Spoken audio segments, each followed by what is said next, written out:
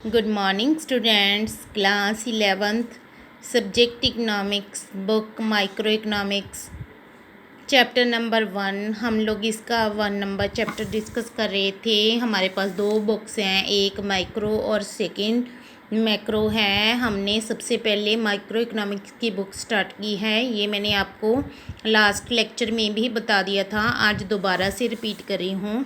इसका हम लोग जो टॉपिक आज डिस्कस करेंगे वो है central problem of an economy. बच्चों, आपने ये 10th क्लास में भी पढ़ा था कि सेंट्रल प्रॉब्लम कौन कौन सी होती हैं हमारी इकोनॉमी में। 3 टाइप्स की प्रॉब्लम्स होती हैं, ये आप बच्चों को पता ही है। What to produce, how to produce, for whom to produce. But इसको अच्छे तरीके से मैं आपको कैसे समझा रही हूँ, एक एग्ज़ाम्पल के थ्रू समझा रही हूँ और उसको बाद में अपनी इकोनॉमी में फ़िट करूँगी। अगर हम लोग एग्ज़ाम्पल घर से ही लें तो हमको ज़्यादा अंडरस्टैंड होती है। देखिए मैंने क्या लिया, घर पर कौन होती है? मदर होती है। मदर के पास क्या होती है? एक किचन होती है बच्चों। किचन में सामान होता है, जो सामान है वो हमारे पास लिमिटेड है। सामान को हम लोग क्या बोलेंगे? लिमिटेड रिसोर्सेज हैं। ठीक है बेटा। मदर के पास किचन है, किचन में क्या है? लिमिटेड रिसोर्सेज हैं।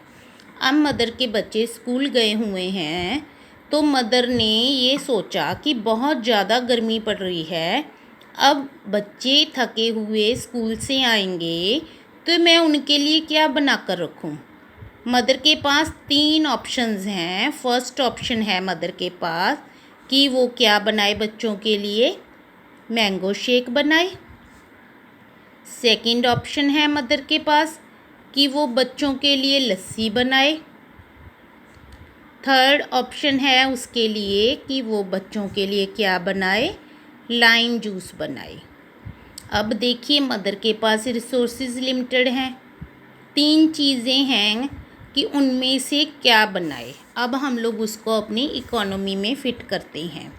हमारे पास प्रॉब्लम क्या होती है? सबसे फर्स्ट प्रॉब्लम है व्हाट टू प्रोड्यूस, कि क्या प्रोड्यूस करें?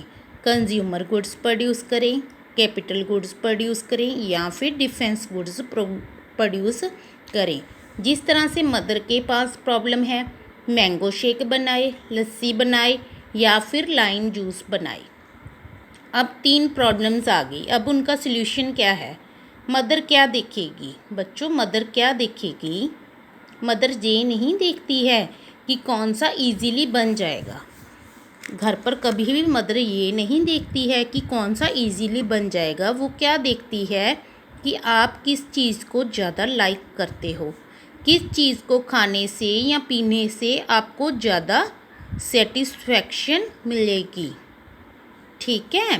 तब मदर ने देखा कि बच्चों को किस चीज़ से ज़्यादा सेटिस्फेक्शन मिलेगी? मैंगो शेक से ज़्यादा सेटिस्फेक्शन मिलेगी। वो मैंगो शेक को ज़्यादा लाइक करते हैं। अब ये 2 ऑप्शंस कट हो गई। अब उसी तरह से अब हम लोग इधर की तरफ आ जाते हैं कि हम लोग क्या चीज़ प्रोड्यूस करेंगे जिससे हमारी इकोनॉमी में क्या हो? मैक्सिमम सेटिस्फेक्शन होगी। वही गुड्स उतनी मात्रा में ही प्रोड्यूस की जाएंगी। ठीक है। अब सेकंड प्रॉब्लम हमारे पास क्या है? हाउ टू प्रोड्यूस, उन चीज़ों को किस तरह से प्रोड्यूस किया जाए। अब मदर ने एक प्रॉब्लम तो सॉल्व कर ली कि मैं मैंगो शेक बनाऊंगी। ठीक है। अब सेकंड प्रॉब्लम क्या आ गई कि उसको कैसे बनाऊं? उसको मिक्सचर के थ्रू बनाऊं या फिर उसको हाथ से बनाऊं? अब मिक्सचर, ठीक है, मिक्सचर के थ्रू बनाए या फिर उसको हाथ से बनाए, दोनों में क्या है? मान लीजिए अगर लाइट नहीं है तो फिर क्या चीज़ यूज़ करेंगे? हैंड से बनाएंगे। कई बारी क्या होता है कि लाइट भी होती है बट हम लोग किस चीज़ को देखते हैं कि अगर हम लोग हाथ से बनाते हैं तो हमको खर्चा कम आता है, अगर मिक्सचर चलाते हैं तो बिजली का खर्चा ज़्यादा आएगा। वैसे ही हमारे पास ये चीज़ आ गई। हाउ टू प्रोड्यूस, कैसे प्रोड्यूस किया जाए? कैपिटल इंटेंसिव टेक्निक यूज़ की जाए या फिर लेबर इंटेंसिव टेक्निक्स यूज़ की जाएं। अब जो रिसोर्सेज हमारे पास ज़्यादा अवेलेबल होंगे वही रिसोर्सेज यूज़ करेंगे। सेकेंडली हमारे पास ये होता है कि जो रिसोर्सेज सस्ते पड़ेंगे, चीप रेट पर पड़ेंगे, वही रिसोर्सेज हम लोग यूज़ करेंगे। उसी तरह से मदर भी देखेगी कि दोनों में से चीप रेट पर कौन सा पड़ता है, वही रिसोर्स यूज़ करूँगी। चलिए, मदर ने अपना रिसोर्स यूज़ कर लिया कि मैं हैंड से इस मैंगो शेक को बनाऊँगी। जैसे हम लोग ये देख लेते हैं कि अगर लेबर सस्ती पड़ रही है तो हम लोग लेबर का यूज़ करेंगे। अगर लेबर सस्ती नहीं पड़ रही, मशीन के थ्रू सस्ता पड़ रहा है, हमको मशीन से कम कॉस्ट हो रही है, तो हम लोग मशीन के थ्रू उन चीज़ों को प्रोड्यूस करेंगे। तो इस प्रॉब्लम का सल्यूशन क्या आ गया? Cost efficient. किसके ऊपर कॉस्ट एफिशिएंट होती है, कॉस्ट कम आती है, वही चीज़ हम लोग यूज़ करेंगे। अब ये तो होगी प्रॉब्लम। अब थर्ड प्रॉब्लम पर आ जाओ, फॉर हुम टू प्रोड्यूस। अब फॉर हुम टू प्रोड्यूस कि देखिए, अभी इसी प्रॉब्लम को हम लोग देखते हैं। ये प्रॉब्लम सेट हो गई कि हमने मैंगो शेक बनाना है और उसको हाथ से बनाना है। अब मैं एक चीज़ तो बताना आपको भूल ही गई कि मदर के 3 बच्चे हैं, ए, बी और सी। अब 3 बच्चे आ रहे हैं। मदर के पास रिसोर्सेज क्या थे? लिमिटेड थे। मैंगो शेक का गिलास कितना बनना था? 1 गिलास। अब बच्चे कितने हैं? 3। अब प्रॉब्लम आ गई कि किसको कितना दिया जाए। लगाओ दिमाग, किसको कितना दोगे? बच्चे कहेंगे कि मैम ऐसे करो, सबको इक्वल डिवाइड कर दो, ठीक है।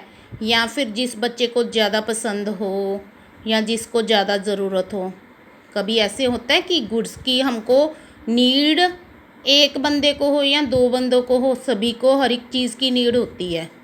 गुड्स की नीड सभी पर्सन्स को होती है।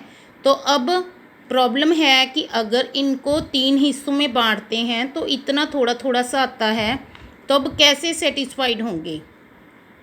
अब इस प्रॉब्लम को मैं सॉल्व करती हूँ। अब मदर ने इन बच्चों को बोला, ए स्कूल से आया, ए को बोला बेटा जाओ मार्केट से कार्ड ले आओ, दही ले आओ। तो ए का जवाब क्या था कि मैं अभी स्कूल से थका हुआ आया हूँ, मैं नहीं जाऊँगा। अब बी बोला मम्मा मेरी तो टांगें दर्द कर रही हैं, मैं तो नहीं जाऊँगा। अब सी को बोला बेटा आप चले जाओ। सी बोला ओके मम्मा। सी गया मार्केट में गया, वहाँ से कार्ड इसने लिया और घर पर आ गया। अब बताओ इस प्रॉब्लम का सल्यूशन, मदर किसको मैंगो शेक देगी? अब जल्दी से आंसर दे दो, कैसे मैंगो शेक देगी, किसको देगी, कितना? अब बच्चे आंसर देंगे कि सी को देगी, क्योंकि सी ने मदर का काम जल्दी जल्दी से कर दिया और 2 बच्चों ने जवाब दे दिया, तो मदर किसको देगी?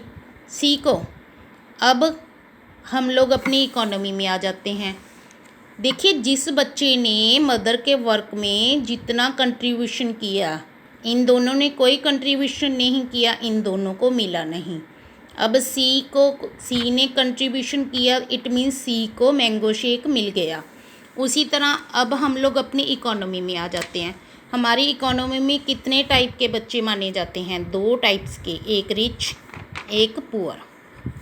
अब हम लोग ये देखेंगे कि रिच पीपल हमारी इकोनॉमी में कितना कंट्रीब्यूट कर रहे हैं।